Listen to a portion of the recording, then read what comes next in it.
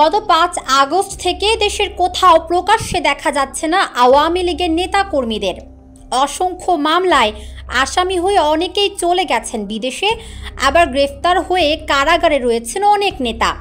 এমনকি আওয়ামী লীগপন্থী বেশিরভাগ পেশাজীবী সংগঠনের নেতাকর্মীরাও রয়েছেন আড়ালে আবডালে। তবে এই অবস্থার মধ্যে দেশের বেশ কয়েকটি আইনজীবী সমিতির নির্বাচনে জয় পেয়েছেন আওয়ামী লীগপন্থীরা। সবশেষ গত বুধবার কুষ্টিয়া জেলা আইনজীবী সমিতির নির্বাচন অনুষ্ঠিত হয়। সেখানে ভরাডুবি হয়েছে বিএনপি সমর্থিতদের।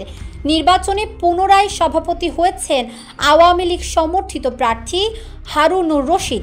তিনি কুষ্টিয়া জেলা আওয়ামী লীগের আইন বিষয়ক সম্পাদক। আর সাধারণ সম্পাদক পদে নির্বাচিত হয়েছেন বিএনপির বিদ্রোহী প্রার্থী SM শাতিল মাহমুদ। তিনি কুমারখালী উপজেলা বিএনপির জ্যেষ্ঠ যুগ্ম আহ্বায়ক। কুষ্টিয়া জেলা আইনজীবী সমিতির মোট পদ 17টি, এর মধ্যে 9টিতেই জিতেছেন আওয়ামী লীগ সমর্থিতরা। বিএনপি 5টি, জামায়াত 2টিতে এবং জাতীয় পার্টি সমর্থিতরা 1টিতে জয় পেয়েছেন। এর আগে গত 25 ফেব্রুয়ারি চাঁপাইনবাবগঞ্জ জেলা আইনজীবী সমিতির নির্বাচনেও বেশিরভাগ পদে জয়লাভ করেন আওয়ামী লীগপন্থীরা। মোট 13টি পদের মধ্যে আওয়ামী লীগ সমর্থিতরা 6টি, বিএনপি জামায়াত সমর্থিত সম্মিলিত আইনজীবী ঐক্য প্যানেল 5টি এবং শুধু বিএনপি সমর্থিত চাঁপাইনবাবগঞ্জ আইনজীবী ঐক্যফ্রন্ট প্রার্থীরা জয়লাভ করেন 2টি পদে।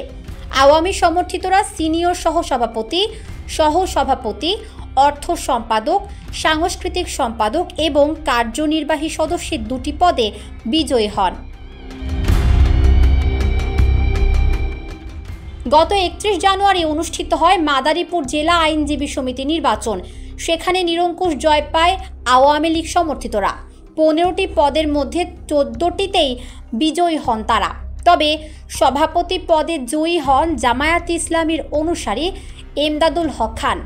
বিএনপি সমর্থিতরা মাদারীপুরে 1টি পদেও জিততে পারেননি। একই দিনে অনুষ্ঠিত হয় ব্রাহ্মণবাড়িয়া জেলা আইনজীবী সমিতি নির্বাচন।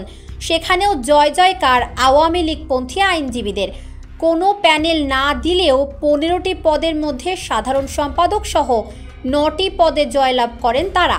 আর বিএনপিপন্থী প্যানেল থেকে নির্বাচিত হন 5 জন। সেখানে জামায়াতের প্যানেল থেকে জয় পাননি কেউই। আর সভাপতি পদে জয় পাওয়া আইনজীবী বিএনপিপন্থী হলেও তিনি স্বতন্ত্র হিসেবে প্রতিদ্বন্দ্বিতা করেন। তবে রাজবাড়ী জেলা বার অ্যাসোসিয়েশনের নির্বাচনে ভরাডুবি হয়েছে আওয়ামী লীগ সমর্থিতদের। সেখানে বড় ধরনের জয় পেয়েছেন জামায়াত ও সাধারণ আইনজীবী সমর্থিত প্রার্থীরা।